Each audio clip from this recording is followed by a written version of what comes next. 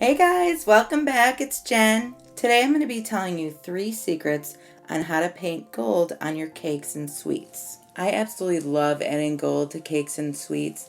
It just looks so glamorous and makes it look so high end. In this video I'm going to be painting on fondant, but you can really paint on any sweet as long as it's not too wet. Alright, let's start blinging it out. There's so many tutorials out there that tell you use edible gold dust and tell you what they mix it with. But I'm going to take it a step further and I'm going to tell you which product is best and give you different options of things you can mix with the gold dust. If you like watching baking videos, don't forget to give this a thumbs up, click subscribe, and ring the bell to receive notifications every time I post a new video. Alright, let's get to secret number 1, which is telling you what product is best. I'm going to separate this into 2 categories, one being non-toxic and one being edible. So when you look up the definition of non-toxic, it says it's generally safe to eat or breathe and it doesn't harm the environment.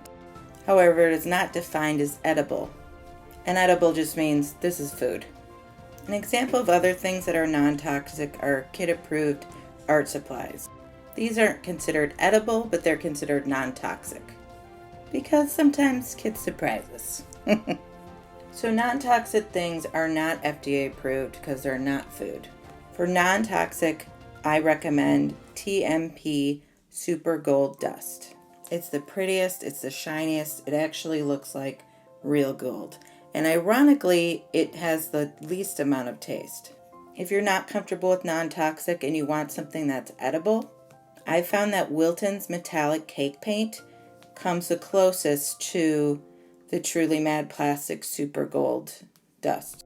It's a little bit darker, it's a little less shiny, but that's only in comparison to the TMP product, which is top notch.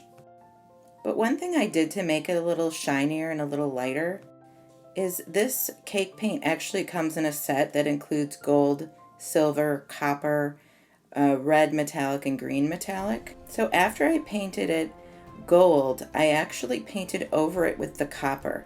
This gave it some shine and lightened it up a bit. This helped it shine more because shimmering is really, in effect, the shifting of different colors.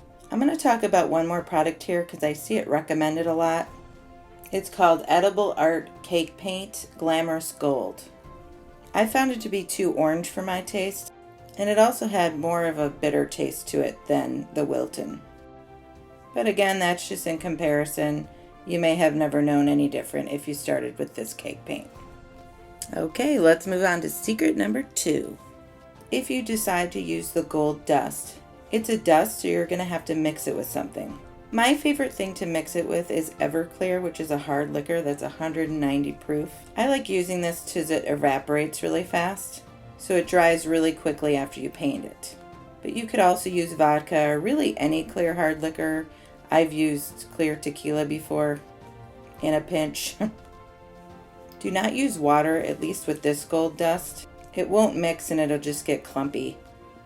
Another thing you can use is lemon extract. And if you want to use something that doesn't have any alcohol at all, I would use vegetable oil.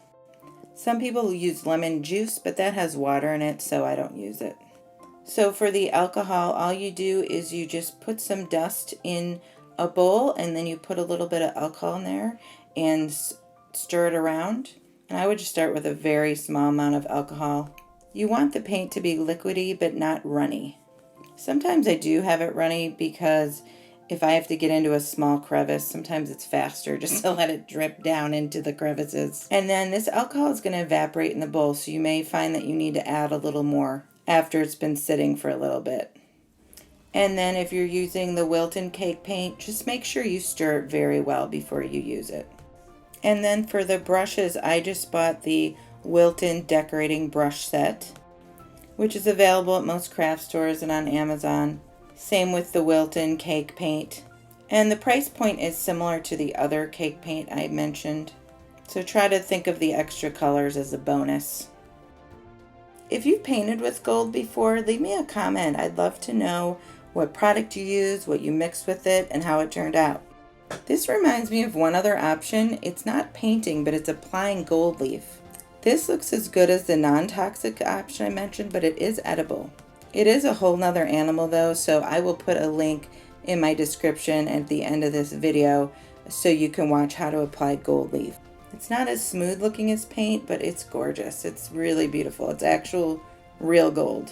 It has a slightly crinkly look because it's not actually a paint, it's actually just a really thin layer of gold that like sticks to your fondant like a magnet.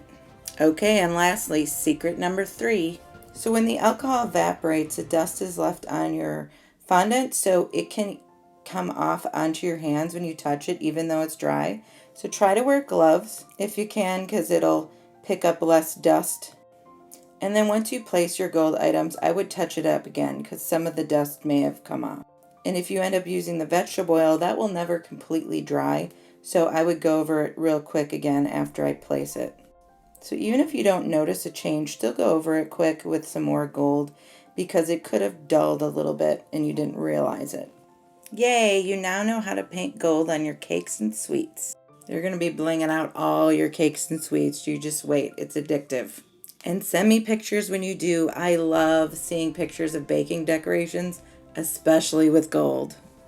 If you like this video, give it a thumbs up, click subscribe, and ring the bell to receive notifications every time I post a new video.